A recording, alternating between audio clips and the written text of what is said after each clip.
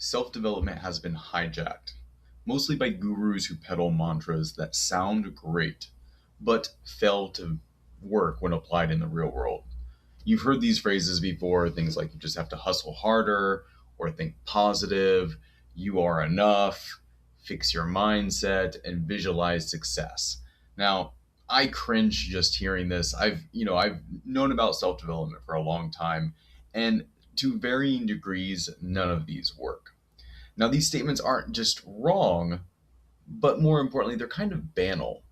They don't reveal anything that's actually that helpful. They sound good, they generate excitement, primarily because they're easy to do and cost nothing. They give men the illusion of working on themselves while actually avoiding difficult or scary actions that might lead to results and real confidence. But beyond wasting time, this type of advice can be very harmful. Emotions and mood shift. If actions and performance depend on your psychological state, then results will always be inconsistent and fragile. Now, over focusing on mindset often leads to navel gazing. Guys become spectators of their thoughts rather than the directors of their lives.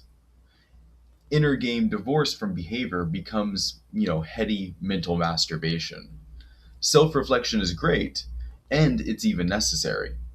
But constant self analysis without action is more often than not just a form of avoidance. When tension arises and action is needed, fluffy self talk, affirmations, and getting into state all become roadblocks to making real progress. Mindset gurus forget one crucial thing: the purpose of inner game. It's not to feel good, it's not to be happy, it's to behave effectively under pressure. The only inner game that matters is the inner game that makes you act decisively, consistently, and without hesitation. Now, this series isn't simply about inner game. It's not even about mindsets, and it's definitely not about affirmations and manifestation. It's about applied psychology. It's about thinking that leads to doing and doing that leads to winning. This is what being high agency is all about. It's the one skill that most people miss. Now, it's really about putting points on the scoreboard rather than just telling yourself good game despite a poor performance. Now, ideally, you won't just excel in one single domain. We all know a guy who does one thing great and everything else poorly. As long as he stays in his lane, he can eke out a comfortable living. But to really separate yourself from the pack, you need competency that scales across different domains. And for that reason, this series is going to focus on communication and charisma. These are habits that improve your social success, things like risk taking, clarity when speaking, emotional control, and boldness, and also drive success in things like business, fitness, and other specialized fields. The inner game of winning gives you transferable skills: confidence under uncertainty, resilience in the face of rejection, strategic and long term thinking, calibrated communication, and tactical empathy. The social arena is a training ground for high agency living. Communication creates rapid feedback loops. You speak, then you receive real time data based on other people's reactions. Unlike business or fitness or social media, where results take months or years to materialize, social interactions show you instantly what works and what doesn't. And because feedback is immediate and deep, the lessons are deep. You'll quickly learn how to handle pressure, how to manage fear, how to hold frame, and how to deal with unpredictability. The knowledge and skills you gain from the social arena can then be directly applied to your career, to your friendship, to leadership, your discipline, all other areas of your life. Now, how you learn to relate to other people also shapes how you learn to relate to yourself. When you develop a mindset that lends itself to effective action, your value as a man skyrockets. A man who can walk into uncertainty and act boldly is valuable anywhere. On the other hand, and we all know guys like this, the sort of man who avoids discomfort becomes irrelevant everywhere he goes. So, solid inner game and not just fluffy affirmations is the foundation of high status male behavior.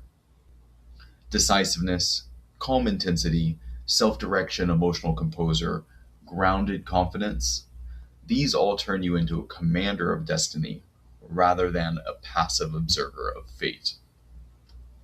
Now, don't blindly accept anything that I say. Please go out and apply it. Techniques that remain untested are fragile. Dogmatic adherence to ideas rarely stand up to the variance of reality.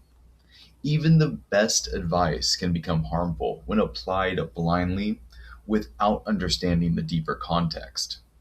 Thus, it's important to verify beliefs through action. And after all, new beliefs are useless if they don't change behavior. If a belief excuses inaction, it's toxic. Adopt new ideas only after you've tested them in the real world and seen consistent results. Your personal experience is the ultimate authority, not my deep conviction or anybody's slick marketing. So please build your internal map of the world through data and, most importantly, experimentation. Act like a scientist. Have a hypothesis, try something to test it, observe the outcome, adjust your method. The social arena is your lab for discovery, both about the world and about yourself. What works for you will become part of your standard operating procedure, and anything else, well, you can discard it. Now, this series about being high agency is meant to be a toolkit, not a dogma.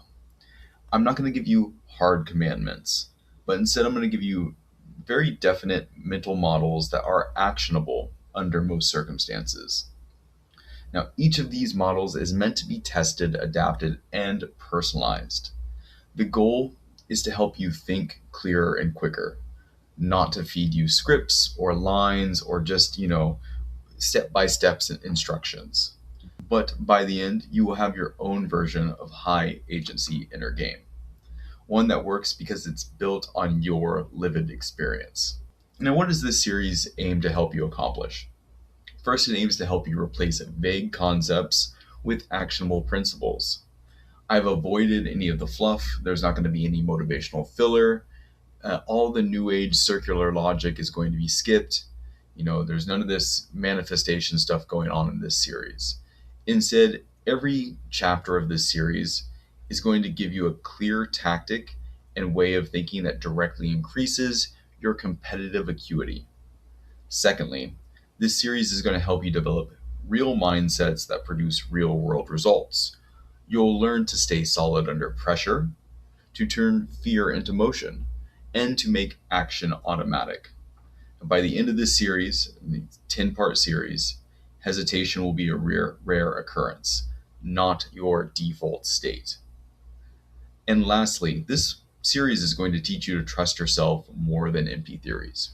You'll become the type of man who doesn't need permission, validation, or external hype.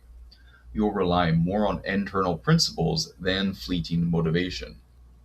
You'll attain grounded confidence built on evidence, not baseless affirmations or empty guru wisdom. At the end of the day, winning is not about feeling good. It's about being effective. It's about taking on challenges instead of running from them. So ignore anything that makes you a passive spectator of your own life. That's, if I could give you any piece of advice right off the bat to be high agency, it's that. Ignore anything that makes you passive. Instead, start applying the principles that help you become impactful in the real world. And by the end of the series, you won't just think differently. You'll behave differently, like a man who wins.